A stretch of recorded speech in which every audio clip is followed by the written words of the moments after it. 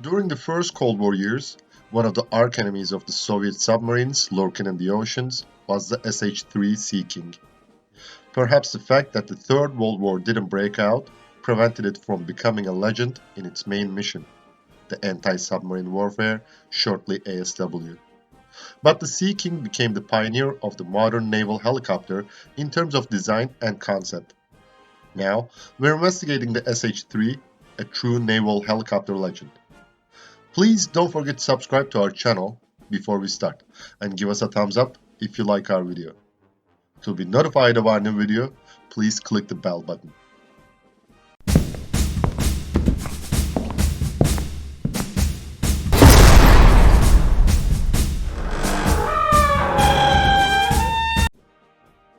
The SH-3 was a helicopter that symbolized significant changes even during the early stage of the project.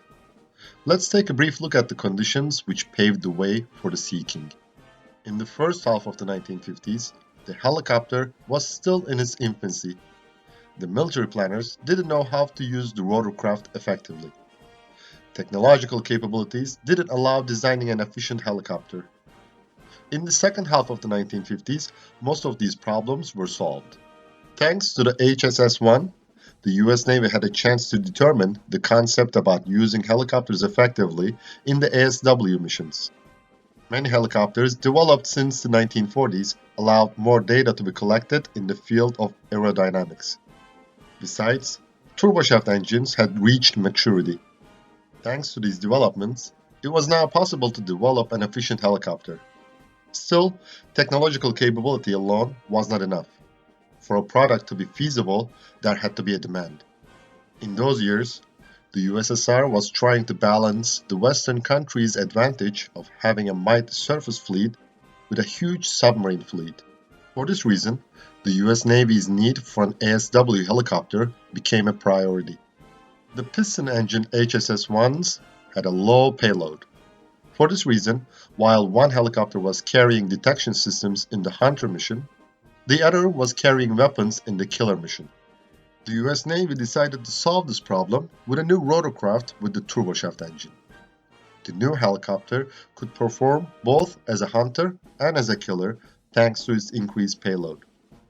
So, in 1957, the US Navy awarded Sikorsky with a contract to develop and produce the new helicopter.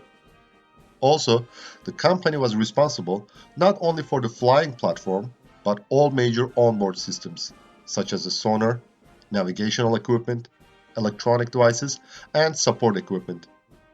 This was a new procurement model. So, the rotorcraft designated by the company as S-61 was also the first helicopter to be procured by the US Navy under this model. On March 11, 1959, the S-61 conducted its first flight. After trials, the helicopter designated by the US Navy as HSS-2 Sea King became operational in June 1961. But the same year, the US Navy changed the designation system and gave it the name SH-3A. In terms of design criteria and production model, the Sea King was the pioneer of the modern naval helicopter. However, the US Navy was not using it as it is today. In those years, the US Navy's surface combatants didn't have the aviation facilities suitable for big and heavy helicopters such as the SH-3. These ships were operating with the light-weighted SH-2 Sea Sprite. Due to its low weight, this helicopter was able to carry less mission equipment and had a shorter range. The SH-3 was deployed on anti-submarine carriers, which were the converted Essex-class aircraft carriers.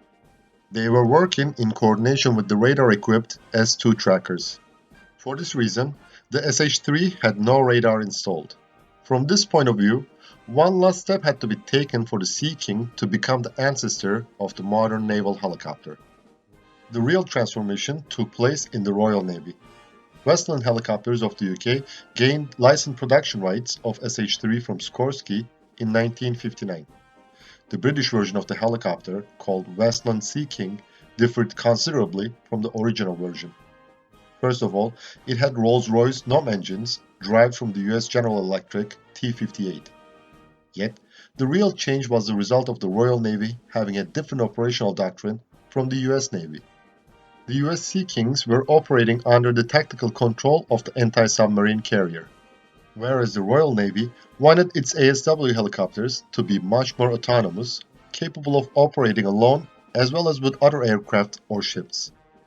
So, during the design phase, Westland Helicopter changed the crew arrangement of the Sea King, with operations being controlled by an observer rather than the pilot. Also, the British version had a search radar, locally developed ASW systems, and a fully computerized flight control system. Only the shape of the airframe and the rotor head of the SH-3 remained unchanged. The Westland Sea King could operate independently on the surface combatants with its full capability. So, it became the actual ancestor of the modern naval helicopter. The SH-3 has all-metal, semi-monocoque boat-type hull. In theory, it is fully amphibious, but it is not quite true. Depending on the time that the helicopter spends on the water, the risk of damaging some of the equipment on the hull increases. For this reason, in general use, the SH-3 is only allowed to land on the water in an emergency. Even then, the boat-type hull being guaranteed watertight for only 15 minutes. The helicopter has all-metal main and tail rotors. For storage on board ships, there are fully automated folding systems for main rotor blades and the tail section. During the flight and sea landing, the twin-wheel main units of the landing gear are hydraulically retracted rearward into stabilizing fluids. These units have oleopneumatic shock absorbers. The tail wheel is non-retractable. Even if one of the two engines failed, the Sea King could continue to fly. Besides Westland Helicopters of the UK, Augusta of Italy and Mitsubishi of Japan produced the SH-3 under license. Argentina, Egypt, Iran, Pakistan, Peru, and Qatar are still using the helicopter. Australia, Brazil, Canada, India, Italy, Japan, the UK, and the USA are the former users of the Sea King. The SH-3 has a four-man crew consisting of the pilot, co-pilot, and two mission system operators. It can also carry up to 22 passengers. The helicopter is 16.67 meters long and 5.8 meters high. Its rotor diameter is 18.9 meters. The maximum takeoff weight of the Sea King is 9,320 kilograms, while its empty weight is 6,590 kilograms. Two 1,059 kilowatt General Electric T58GE SF100 turboshaft engine provide the maximum speed of 222 km per hour. The maximum range of the helicopter is 740 km. The SH-3 can climb the altitude of 3,048 meters. Its hover ceiling is 2,500 meters. The endurance of the helicopter is 3 hours and 30 minutes. The SH-3 can carry a wide variety of weapons, weighing 3,630 kilograms. One interesting example of them is the B57 Nuclear Bomb. During the First Cold War, every aircraft carrier group of the US Navy had a fearsome tail, a Soviet nuclear attack submarine. This submarine had nuclear torpedoes and missiles. Had the Third World War started, the US Aircraft Carrier Task Force would have had to deal with a salvo of these nuclear torpedoes and missiles from the very first moment. So, an SH-3 with the B-57 was generally waiting for the first attack opportunity on the possible area of the Soviet submarine. Argentina, Brazil, Pakistan, Peru, and Qatar provided their Sea Kings with the ability to launch the Exocet missiles. Similarly, India has integrated the Sea Eagle anti-ship missiles into its helicopters. The sensors carried by the SH-3s were constantly updated. Besides, different users equipped these helicopters with different systems. For this reason, different Sea King users preferred various types of dipping sonar, sonobuoy, magnetic anomaly detector, and/or surface search radars on their helicopters. Sikorsky also produced models of the SH-3 with more powerful engines. The T58GE-8B turboshaft engine in A model was replaced by the T58GE-10 in D and H models. The SH-3, a pioneering naval helicopter, also played a role in developing some other significant innovations. In the early 1960s, the landing of helicopters on the flight decks of small surface combatants in heavy weather and sea conditions was still a big problem. Royal Canadian Navy developed a system called Beartrap for its Sea Kings, whose designation was CH-124 in this country. The system was using a winch for hull-down landing and securing the helicopter. Many navies around the world prefer the Beartrap due to its success, while some countries locally develop similar systems. Besides the ASW operations, the Sea King also performed various other missions such as search and rescue, transport, plane guard, minesweeping, and airborne early warning. The VH-3 model of the S-61 had been the helicopter of the US presidents for many years. The SH-3 was the primary helicopter for retrieving manned space capsules of the US space program. The US Navy didn't have the opportunity to use the SH-3s for ASW mission in a real battle. During the Vietnam War, the Sea Kings mostly performed their search and rescue missions because North Vietnam didn't have a submarine. During the 1982 Falklands War, both sides used the helicopter. In the early stages of the war, the Argentine 2nd Air Naval Helicopter Squadron with 3 SH-3Ds were deployed on the aircraft carrier ARA 25 de Mayo for ASW missions.